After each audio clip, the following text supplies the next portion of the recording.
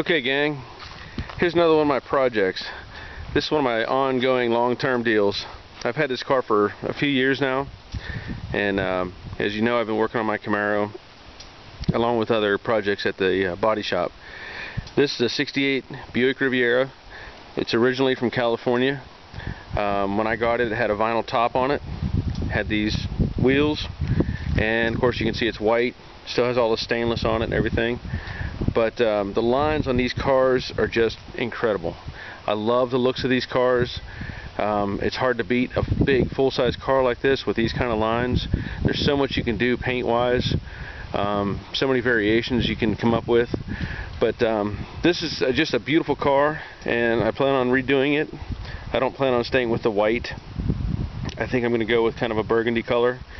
I'm also planning on redoing the interior, which is currently green, into something that's more of a buckskin leather type material. But most of the car is there. It's pretty solid.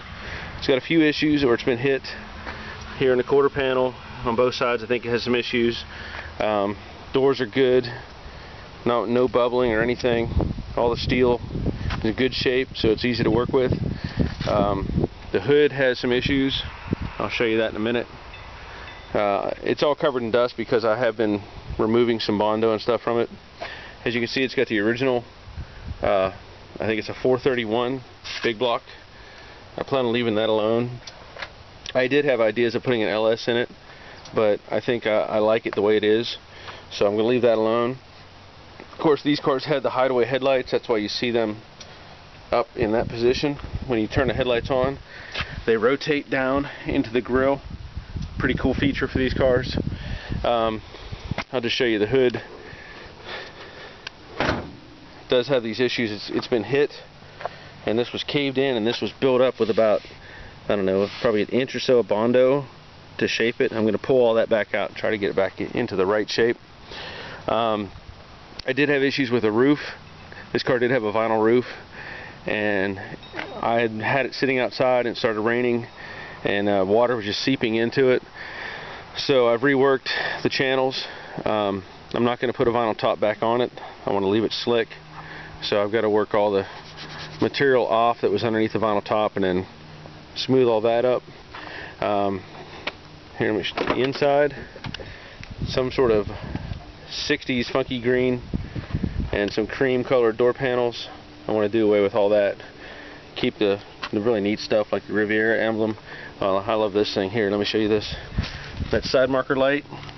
That thing lights up at night with the parking lights on. That's beautiful. Same way with the back here. It's got these funky lights in the bumper, and they kind of look like, I guess they were going for like a jet look to it, like a jet engine exhaust. So that's kind of cool. Inside, all the original dash. I'm going to leave all that alone. I will repaint the dash itself. I don't like the green. Same with the pad up here. That'll probably be dyed. The headliner's still good, but I'm not sure exactly what I'm going to do with it yet.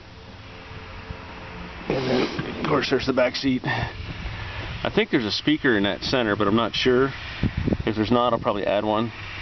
Otherwise, it's got power windows, of course power brakes. Does not have power seats. Does have power steering, tilt wheel. Pretty cool car. I mean, in their day, these were the top of the line, you know, kind of a big sports car. So, and they came with upgrades.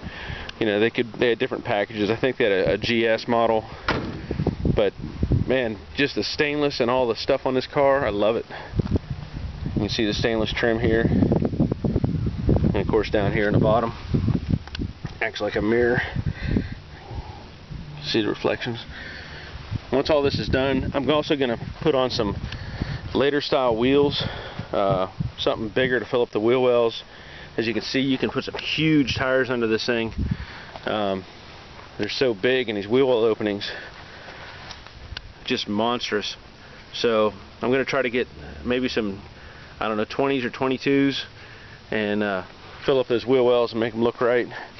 Get rid of all the tire wall size, or the, you know, the big fat tire sidewalls, and then drive on from there. But I just wanted to show it. This is a long-term project. I'm tied up in so many other things, but I really want to get this car driving.